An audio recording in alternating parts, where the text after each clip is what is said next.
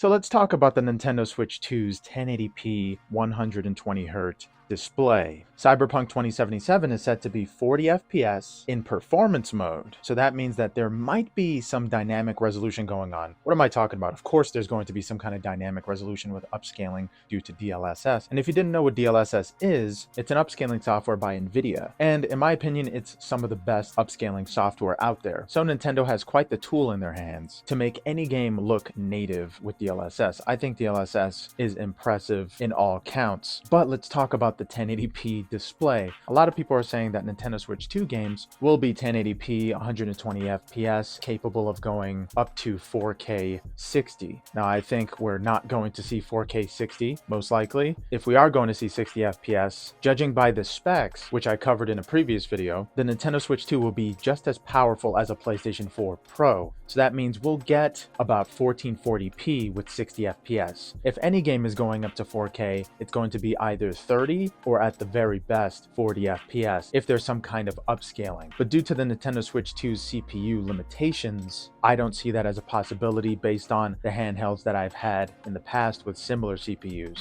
And I have handhelds that are more capable than a Nintendo Switch 2 and still can't reach 4K 60. They can reach 4K 30 no problem, especially with an upscaler. Like with my Legion Go, I was able to actually upscale Resident Evil 4 Remake to 4K 30. And that's using AMD's FSR upscaling feature. But with Cyberpunk 2077, people can't honestly think that it's going 4K 60 in that closed Nintendo Switch 2 presentation. There is a chance that it could go 4K 30, and most likely Cyberpunk 2077, while docked, will go 4K 30, and definitely not native 4K. Native 4K requires way too much processing power, and I'm pretty certain the Nintendo Switch 2 will overheat by the time you're an hour into your session. And lots of games will be optimized, but the hardware can only push Nintendo Switch 2 so far, with DLSS probably being used a lot more often with later titles like Final Fantasy VII Rebirth. That is going to be upscaled to all hell, even in handheld mode. Games like Final Fantasy VII Rebirth will most likely use up a lot of battery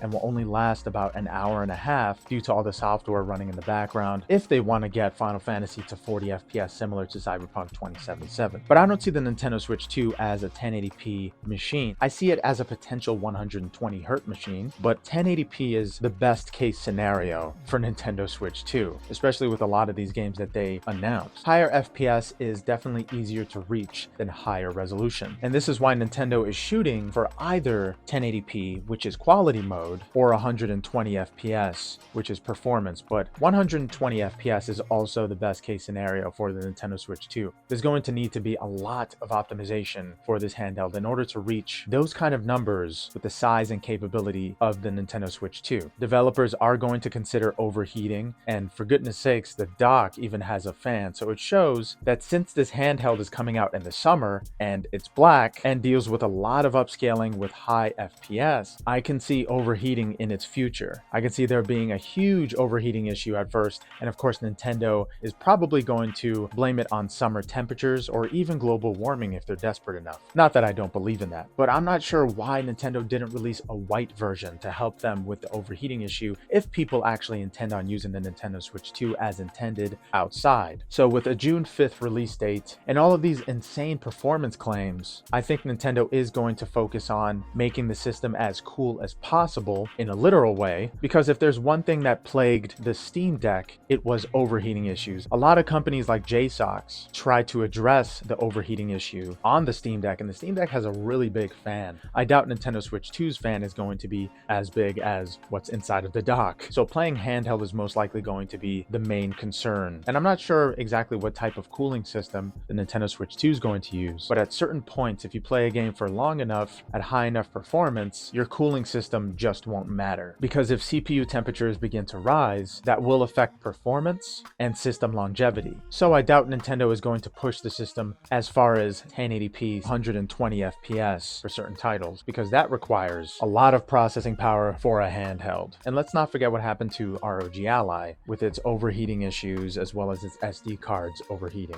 And that's a 1080p 120Hz handheld as well, but it's 3 times the thickness of a Nintendo Switch 2. If anything, best case scenario, most games will play at 720p 60 FPS, and a lot of people are going to be disappointed, but you have to think about what's realistic for a handheld this thin. The best case scenario will be 1080p 30 FPS for games like Cyberpunk 2077, and we're going to have 40 FPS, but most likely that's going to be in the range of 720p to 1080p, most likely dynamic resolution. But in that closed off event, they only allow people to play demos, so it wasn't the actual game running on the Nintendo Switch 2, it was specially optimized and cut content from those games for people to get their first impressions. So let's not believe Nintendo about these performance claims right away. Let's wait until somebody gets their hands on the official Nintendo Switch 2 and a copy of Cyberpunk 2077 before making such ridiculous claims of 1080p, 60 FPS, or even 1080p, 120 FPS. People think that Nintendo is actually working with magic in there, because I don't see that being possible without considering overheating issues. Yeah, guys, let me know what you think about the Nintendo Switch 2's hardware, if you even care after all the price drops. And thank you guys so much for watching.